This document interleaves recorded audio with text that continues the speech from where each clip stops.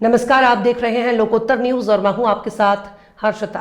बिहार के मुख्यमंत्री नीतीश कुमार के राज्यसभा जाने की चर्चाओं के बीच विपक्ष के नेता तेजस्वी यादव ने बड़ा राजनीतिक हमला बोला है। तेजस्वी यादव ने कहा कि बीजेपी ने नीतीश कुमार को पूरी तरह हाईजैक कर लिया। उन्होंने तंज कसते हुए कहा कि नीतीश जी को घोड़ा तो चढ़ाया है दूल्हा बनाकर, लेकिन फेरे किसी और के साथ दिला रहे हैं। तेजस्वी ने दावा किया कि चुनाव के बाद बीजेपी नीतीश कुमार को मुख्यमंत्री पद पर नहीं रहने देगी। उन्होंने कहा कि वो बात वे पहले से कहते आ रहे थे। तेजस्वी के इस बयान के बाद बिहार की सियासत और गर्मा गई है।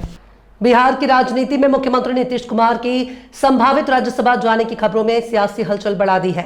इस मुद्दे पर बिहार विधानसभा में विपक्ष के नेता तेजस्वी यादव ने तीखा हमला बोला है। तेजस्वी यादव ने कहा कि उन्होंने पहले ही कहा था कि बीजेपी ने नीतीश कुमार को पूरी तरह अपने नियंत्रण में कर ले लिया है। उन्होंने व्यंग करते हुए कहा कि नीतीश जी को घोड़ा तो चढ़ाया गया है दूल्हा बनाकर, लेकिन फेरे किसी और के साथ दिलाए जा रहे हैं। तेजस्वी यादव का कहना है कि बीजेपी अब पूरी तरह से बिहार की सत्ता पर कब्जा करना चाहती है। उन्होंने दावा किया कि चुनाव के बाद बीजेपी नीतीश कुमार को मुख्यमंत्री पद पर नहीं बने रहने देगी। तेजस्वी ने कहा कि यह बात वे पहले से लगातार कहते आ रहे हैं।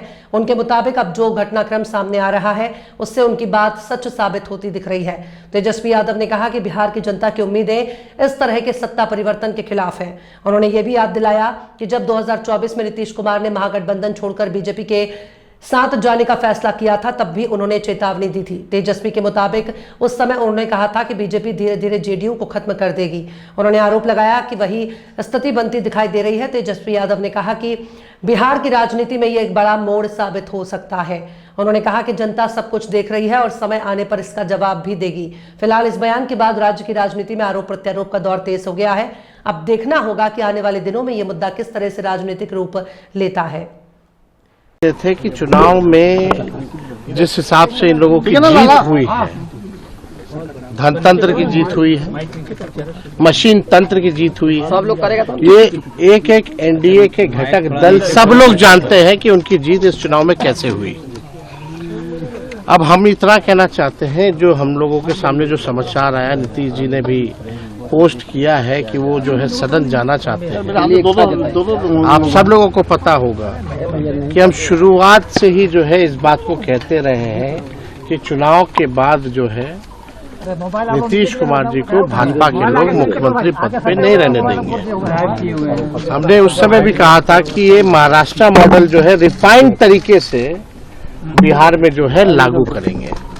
आज वो बात जो है सच हो गई है और जो जन आकांक्षाएं हैं इस सत्ता परिवर्तन के खिलाफ हैं। सभी लोग जो भी जन भावना लोगों की है इस सत्ता परिवर्तन के खिलाफ है। हम नीतीश जी के साथ कुछ दिन काम भी किए, उप मुख्यमंत्री भी रहे, लेकिन ज्यादातर जो है हम विपक्ष में रहे। हम लोग सब लोग जानते हैं। आप मेरा एक बयान देखिएगा, जब नीतीश कुमार जी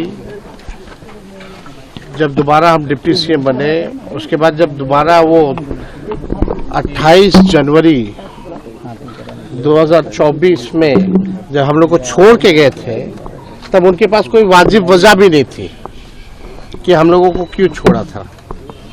उस समय भी हम लोगों ने ये कहा था कि भाई बीजेपी जो है जनता दल यूनाइटेड पार्टी को खत्म कर देगी, अब जनता दल यूनाइटेड पार्टी अब बचेगी नहीं। हमारी पूरी सहानुभूति नीतीश कुमार जी के प्रति है।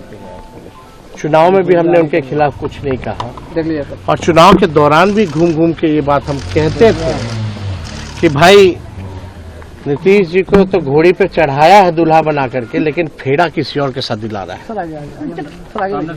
यही सच्चाई है और बीजेपी नहीं चाहती है कि कोई ओबीसी समाज, अति पिछड़ा समाज, दलित आदिवासी समाज जो लीडर है या सामाजिक न्याय की जो बात करता है, धर्मनिरपेक्षता की जो बात करता है, उसको ये भाजपा के लोग टिकने नहीं देना चाहते।